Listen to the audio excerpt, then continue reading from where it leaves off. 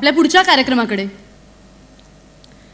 अजूनही भारतात काही ठिकाणी मुलीचा जन्म म्हणजे शापच समजला जातो आणि हा शाप टळावा म्हणून जन्माआधीच तिला नष्टही केलं जातं. केवढं हे क्रौर्य! आणि हे जर असंच चालत राहिलं तर निसर्गाचा समतोल बिघडायला वेळ लागणार नाही.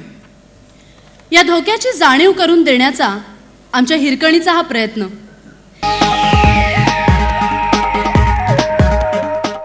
स्त्री जन्माचे स्वागत करा या अनोख्या चळवळीच्या प्रणेत्या अहमदनगरच्या डॉक्टर सुधा कांकरिया.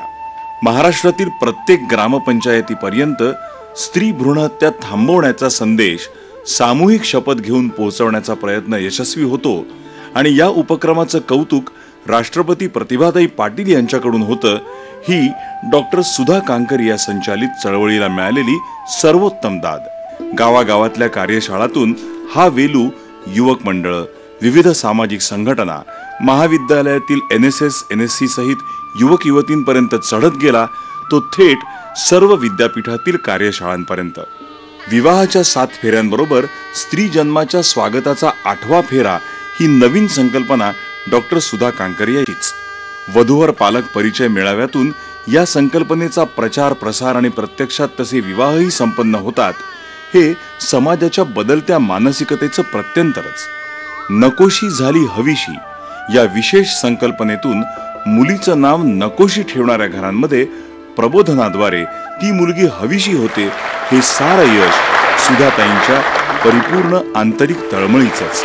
गणेशोत्सवातील आरास, पोस्टर्स, प्रदर्शनं यातून संदेश, अहिंसा रॅली, सह्यांची मोहीम, शिबिरांचं आयोजन, VCD द्वारा प्रबोधन या नानाविध प्रयत्नांना आलेलं घवघवीत यश याचं श्रेयही सुधाताईंनाच.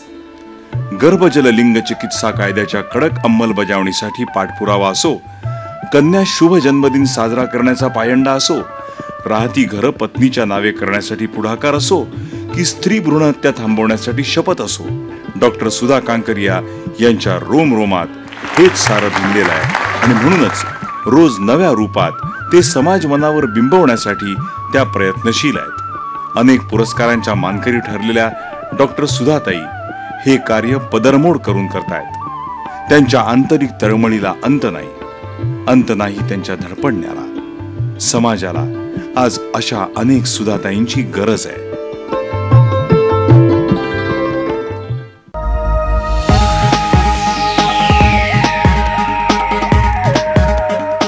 हा सन्मान स्वीकारण्यासाठी मी आमंत्रित करीत आहे डॉक्टर सुधा कांकरिया यांना. जोरदार टाळ्यांनी आपण त्यांचं स्वागत करूया.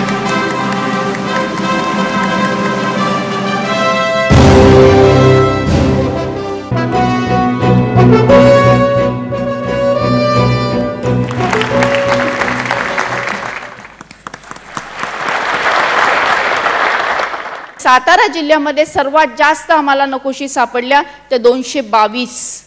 अशा प्रकारच्या नकोशा जर तुम्हाला कुठे दिसल्या तर तुम्ही सुद्धा पालकांचं प्रबोधन करा आणि परत एकदा त्यांचं नामकरण करण्याचा पुण्याचं काम आपण सगळेजण करू शकतो. मुलीच्या जन्माचं स्वागत करणं किती महत्त्वाचं आहे हे आपल्या सगळ्यांना माहीत आहे. आपल्या सर्वांनी याच्यामध्ये साथ द्यावी अशी मी आपल्या सर्वांना विनंती करते आणि परत एकदा सर्व हिरकणींचं अभिनंदन करते. सह्याद्री दूरदर्शन वाहिनीचे आभार मानते. धन्यवाद. धन्यवाद.